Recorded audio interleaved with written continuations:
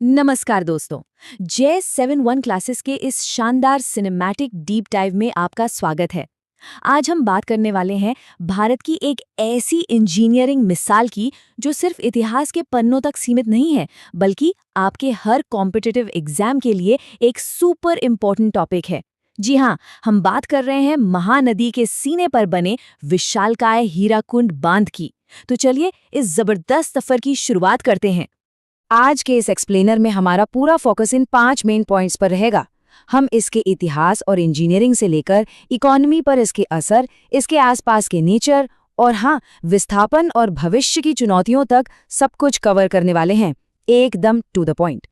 तो सबसे पहले डाइव इन करते हैं इसके इतिहास और उस इंजीनियरिंग में जिसने नामुमकिन को मुमकिन कर दिखाया। जरा उस दौर के बारे में सोचिए। देश को आज़ादी मिले कुछ ही वक्त हुआ था।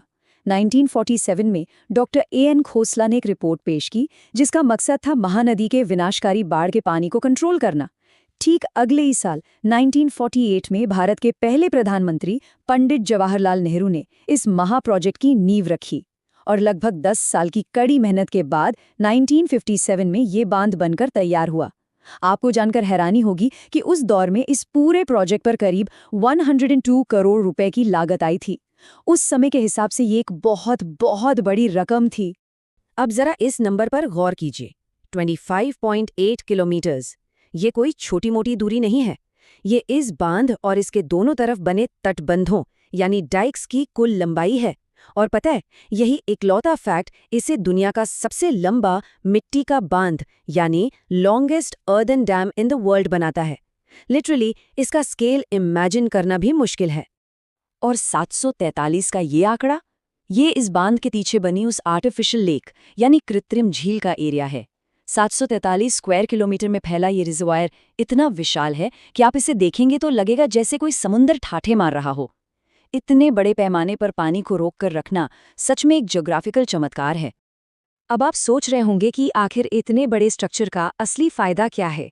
चलिए इसके इकोनॉमिक इम्पैक्ट को समझते हैं, जो एग्जाम्स के नजरिए से भी बहुत क्रूशल है। पावर जनरेशन की इन सटीक आंकड़ों को ध्यान से देखिए। स्टेट PSC एग्जाम्स में ये अक्सर पूछे जाते हैं। हीराकुड बांध के 2 मेन पावर हाउस हैं। पहला बुरला में है जिसकी कैपेसिटी 259.5 मेगावाट है और दूसरा चिपलिमा में है जो 72 मेगावाट बिजली पैदा करता है।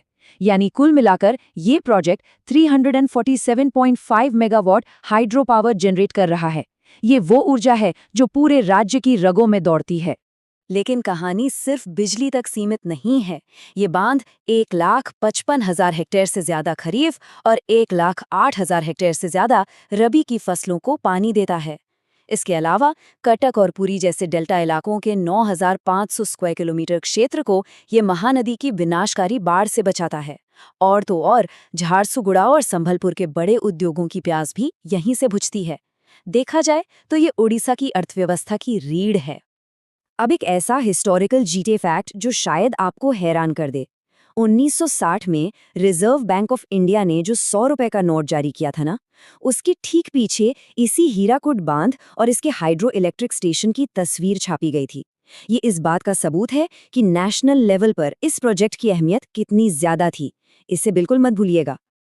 चलिए अब कंक्रीट और टरबाइन से थोड़ा बाहर निकलते हैं। इस विशाल रिजर्वॉयर के आसपास का इकोसिस्टम और टूरिज्म भी उतना ही अमेजिंग है। इस बांध के दोनों एंड्स पर 2 बहुत ही आइकॉनिक व्यूइंग टावर्स हैं, गांधी मीनार और जवाहर मीनार। अगर आप कभी वहां जाएं तो वहां से आपको इस विशाल बांध और महानदी का जो 360 डिग्री पानोरामिक व्यू मिलेगा ना, वो आप जिंदगी भर नहीं भूलेंगे। एकदम बर्ड्स आई व्यू। और क्या आपने कभी कैटल आइलैंड के बारे में सुना है? ये कहानी सच में किसी फिल्म जैसी लगती है। ये रिजर्वायर के बीच में मौजूद एक डूबी हुई पहाड़ी है। हुआ यूं कि 1950s के दशक में जब बांध बन रहा था तो वहां से विस्थापित हुए ग्रामीणों ने अपने कुछ मवेशी वहीं छोड़ दिए थे। आज दशकों बाद ये आइलैंड पूरी तरह से एक बड़ी और जंगली सफेद गायों की अनोखी नस्ल का घर बन चुका है, एकदम इंसानी दखल से दूर। नेचर लवर्स के लिए यहाँ का देब्रीगढ़ वाइल्ड लाइफ सेंचुरी भी एक बड़ा अट्रैक्शन है। यहाँ हाल ही में 2 किलोमीटर लंबा एक बर्डिंग ट्रेल शुरू किया गया है जिसे प्रकृति का लिविंग क्लासरूम कहा जाता है। जरा सोचिए, यहाँ साल भर में 340 से ज्यादा पक्षियों की प्रजातियां पाई जाती हैं और सर्दियों में तो 110 से ज्यादा माइग्रेटरी बर्ड्स दूर दूर से इस जलाशय की ओर खींचे चले आते हैं। लेकिन हमें यह भी याद रखना होगा कि इतने बड़े इंफ्रास्ट्रक्चर प्रोजेक्ट्स की एक बहुत बड़ी मानवीय कीमत भी होती है। आइए इसके विस्थापन और संघर्ष वाले पहलू को निष्पक्ष रूप से समझते हैं। प्रोजेक्ट के अनुमान और जमीनी हकीकत का ये अंतर काफी चौंकाने वाला है। जब ये प्रोजेक्ट प्लान हुआ तो अनुमान था कि 168 गांव और 1,35,000 एकड़ जमीन पानी में डूबेगी।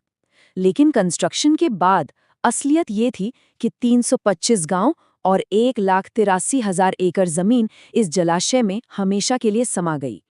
और अगर इंसानी कीमत की बात करें तो लैंड कॉन्फ्लिक्ट वॉच के डेटा के मुताबिक 26,501 परिवार यानी लगभग 1 लाख लोग बढ़ते पानी के कारण विस्थापित हुए। आधुनिक भारत के इस मंदिर के लिए हजारों लोगों को अपने घर छोड़ने पड़े। और ये संघर्ष आज भी पूरी तरह से खत्म नहीं हुआ है। 1995 से हीराकुड बुढ़ी अंचल संग्राम समिति उचित मुआवजे और पुनर्वास के लिए लगातार आवाज उठा रही है। इस मामले में नेशनल ह्यूमन राइट्स कमीशन यानी NHRC ने भी 2018, 2021 और 2022 में हस्तक्षेप किया है। इन्हीं कोशिशों के बीच 2021 में सरकार की तरफ से करीब 10,000 परिवारों को होमस्टेड लैंड पट्टे भी दिए गए। ये दिखाता है कि विकास का ये सफर कितना जटिल है। और सिर्फ घर ही नहीं बल्कि एक बहुत बड़ी सांस्कृतिक विरासत भी डूबी थी। 200 से अधिक प्राचीन मंदिर इस पानी में समा गए। आज भी जब गर्मियों में पानी का लेवल काफी नीचे चला जाता है तो पद्मसेनी मंदिर जैसे कुछ पुराने मंदिरों के हिस्से पानी के बाहर दिखाई देने लगते हैं। ये सच में एक खोए हुए इतिहास की भावुक याद दिलाता है। चलिए अब वर्तमान और भविष्य की ओर लौटते हैं। इस बांध के सामने आज की सबसे बड़ी चुनौतियां क्या हैं? इस 24% के आंकड़े पर नजर डालिए। ये एक बहुत बड़ा कंसर्न है। लगातार गाद या सिल्टेशन जमा होने के कारण इस बांध की पानी रोकने की क्षमता में 24% की भारी कमी आई है। इस इंजीनियरिंग मावल को बचाए रखने के लिए इस प्राकृतिक चुनौती का हल खोजना बेहद जरूरी हो गया है। तो इस पूरे एक्सप्लेनर के अंत में हमारे सामने ये सबसे बड़ा सवाल आकर खड़ा होता है। हम मॉडर्न इंफ्रास्ट्रक्चर से मिलने वाले इन अपार आर्थिक फायदों और इसके कारण होने वाले मानवीय और पर्यावरणीय नुकसान के बीच एक सही बैलेंस कैसे बनाएं? ये वो सवाल है जिस पर हम सबको सोचना होगा। तो दोस्तों, हीराकुड बांध का ये डीप डाइव विश्लेषण यहीं पूरा होता है। मुझे उम्मीद है कि आपको इस सिनेमैटिक सफर में बहुत कुछ नया सीखने को मिला होगा। ऐसे ही जीके और कम्पेटिटिव एग्जाम वीडियोस के लिए JS71 क्लासेस को सब्सक्राइब करें ताकि आपकी तैयारी कभी पीछे ना छूटे। मिलते हैं अगले टॉपिक के साथ। तब तक सीखते रहिए और आगे बढ़ते रहिए।